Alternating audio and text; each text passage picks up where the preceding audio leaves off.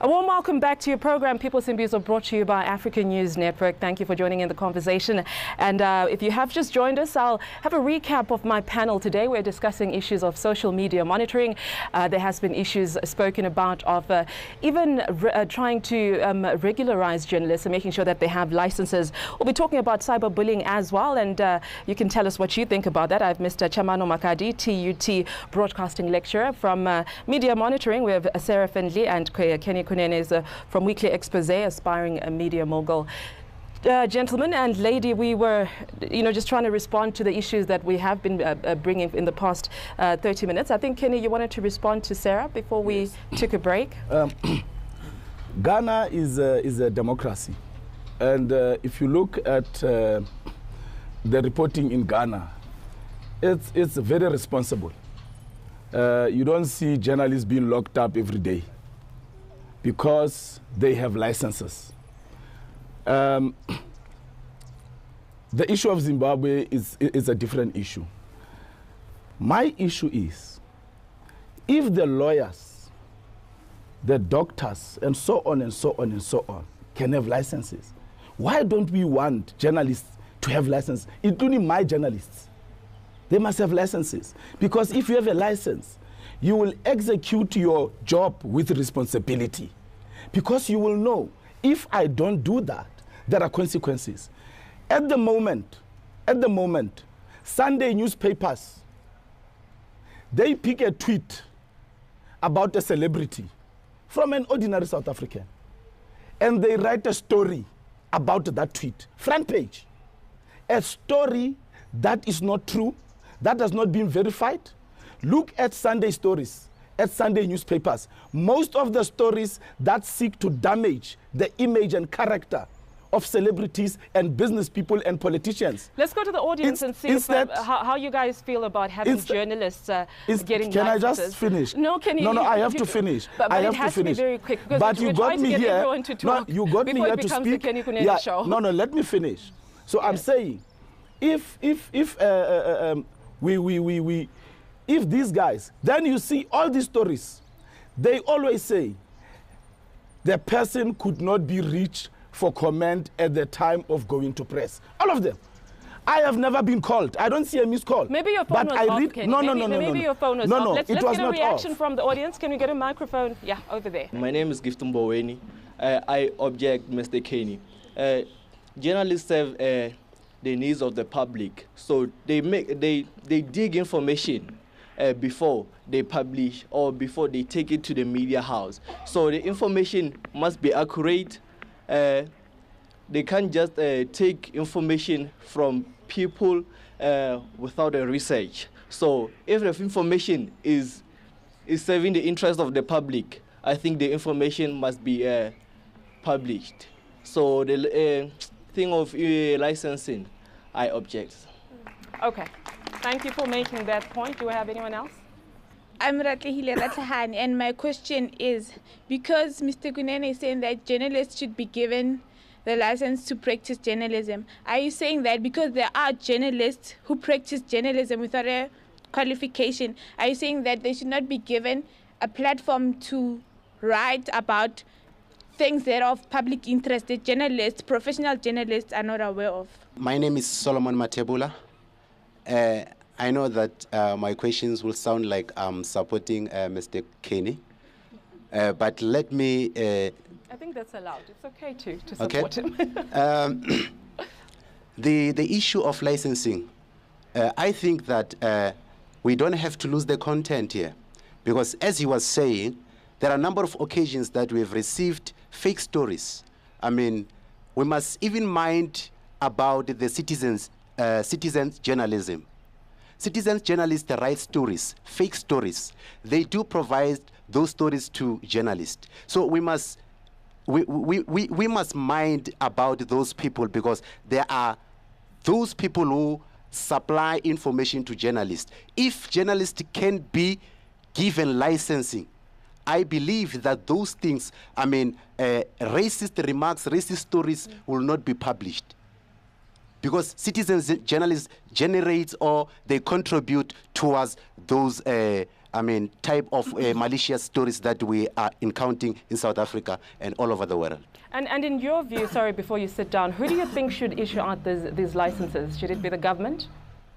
Yes, the government. It does not mean that as we are living in a democratic country, the government will not maintain, the quality of a media platform. The government will do that, can do that. As it is happening, he quoted about Ghana. My name is Mary Powell. Okay, Mr. Kenny, you're saying something about the licenses and stuff.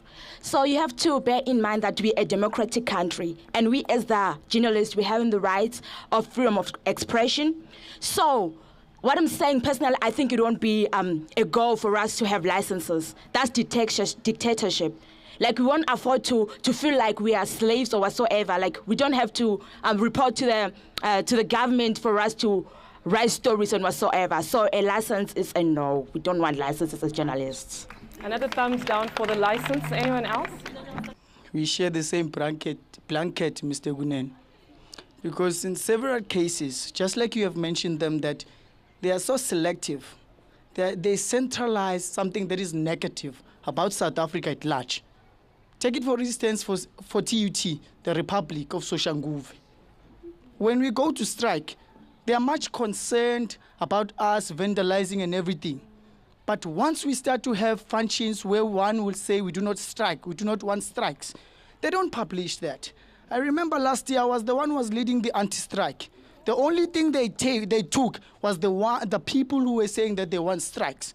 So if ever you can get licensed, you will always not be selective to certain stories that we will take this one and leave this one. Stop doing that, otherwise your thing will be futile, just like it is now. Because you're busy concerned about people who are saying again they want Zuma out. What about those who are saying they want Zuma in? We must always check this thing in all sides. And again, to support another point that was mentioned by the others, this thing of fabrications. You know, to fabricate it, to create something that is untrue to be true, to make sense to the others. Stop that. All right. Hashtag stop it. I'm old school, and I want to go back to the fourth estate. And that's actually the principle of journalism, where you keep an eye on what's happening in society, what's happening in government. I'm strongly opposed to licensing journalists, but I think we're deviating from what the original topic was.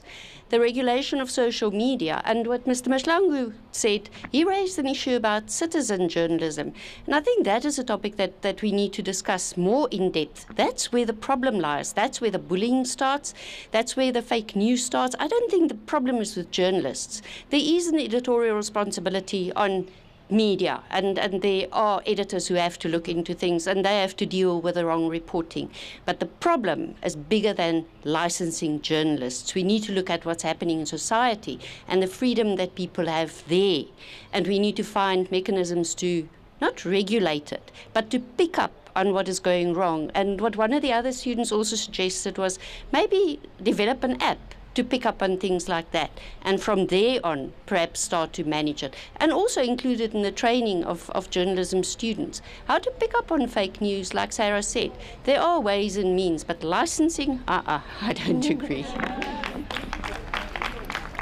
Maybe just on that point, I think for the benefit also of our viewers at home, I just need to pick up on a few points. There was a point that was made by a gentleman over there.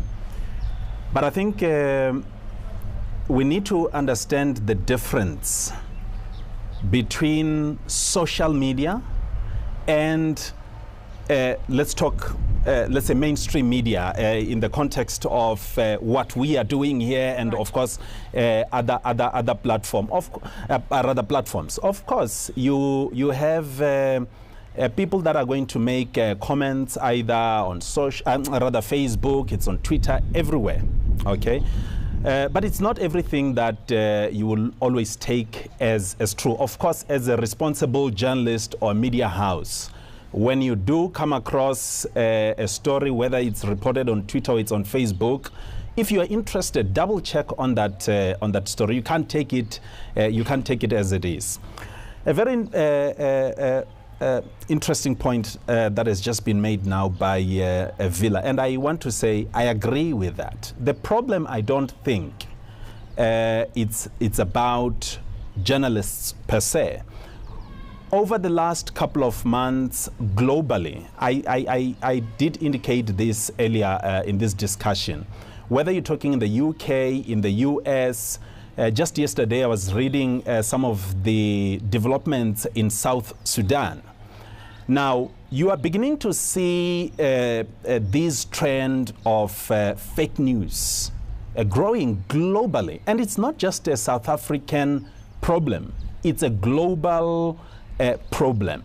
And that is what I think we should be focusing on, and we've got to come up with ideas as to how best can we counter this. And your suggestion would be? I would say let's keep it, rather I would say, let's go the traditional route of just playing a fair game of double checking on stories. If you're talking about just people in general, I mean, it's also a difficult thing, really. That's not happening all the time, is it? We saw what happened with Huffington Post, a blogger that contributed to an article that could not be traced, that could not be authenticated, and this is a huge media house that couldn't handle that responsibility. But yes, Sarah. And I think, so I was going to bring up the example of the Huffington Post, and and I think from our perspective, although no doubt you'll disagree, for us it points to the effectiveness of the Press Council and the Press Ombudsman, how from the time of publishing a potentially controversial story to the editor resigning and a ruling on that, it was a week, 10 days. In what other system, in what other institution do you get that kind of turnaround time from offense to all this media outrage, a whole lot of comments, a whole lot of confusion, to a hearing, conclusions were made by the judge, and then the editor resigning? Like, that's something that we need to look at as well as a